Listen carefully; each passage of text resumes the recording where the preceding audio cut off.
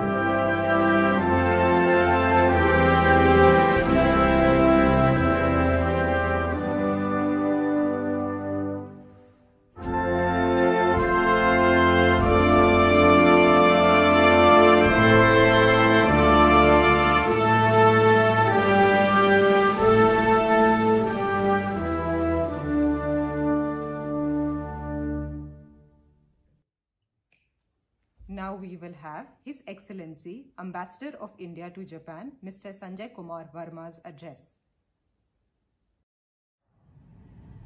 Your Excellency, Washio Aichiro, State Minister for Foreign Affairs of the Government of Japan, distinguished members of Diet, members of Diplomatic Corps, esteemed friends of India, members of Indian community in Japan, ladies and gentlemen.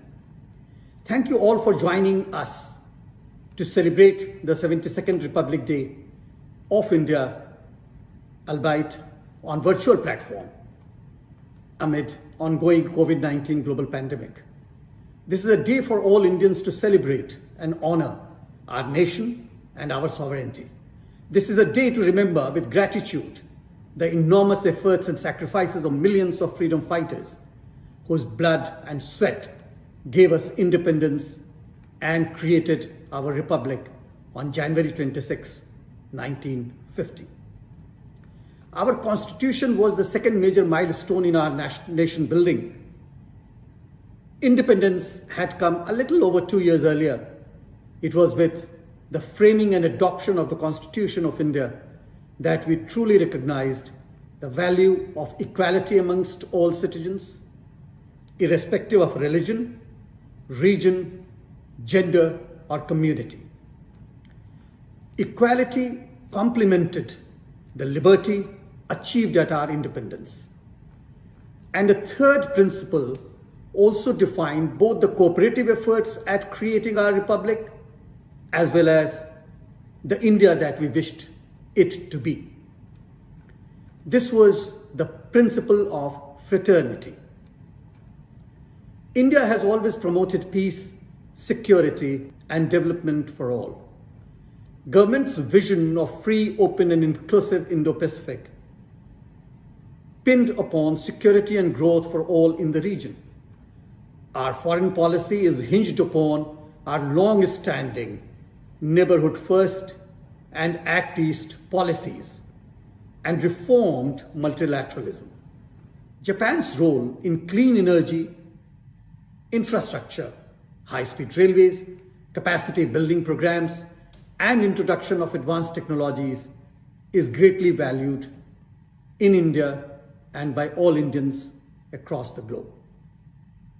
India's ties with Japan in recent years have received a fillip due to the efforts of all stakeholders, ranging from parliamentarians to captains of industry and leaders of states in India and prefectures in Japan. People-to-people contacts are steadily rising. The popularity of Indian cuisine and culture in Japan is widespread. Yoga and Ayurveda are increasingly finding their attractions, gaining popularity in Japan. There are many more such examples. Before I end, it is my honor to wish good health, success and happiness to their majesties, the Emperor and the Empress of Japan, as well as everyone present here on the virtual platform. Good health, success and happiness. Long live India-Japan friendship. Thank you. Jai Hind and Namaskar. Thank you, Ambassador Sir. Now we will have His Excellency Washio Eiichiro, State Minister of Foreign Affairs of Government of Japan's address. Your Excellency Ambassador Parma, distinguished guests, ladies and gentlemen, good evening, Namaskar. I am Washio Eiichiro, State Minister for Foreign Affairs. Let me extend my heartfelt congratulations on this occasion of the 72nd Republic Day of India. It is a great honor to address on behalf of the government of Japan on this special day.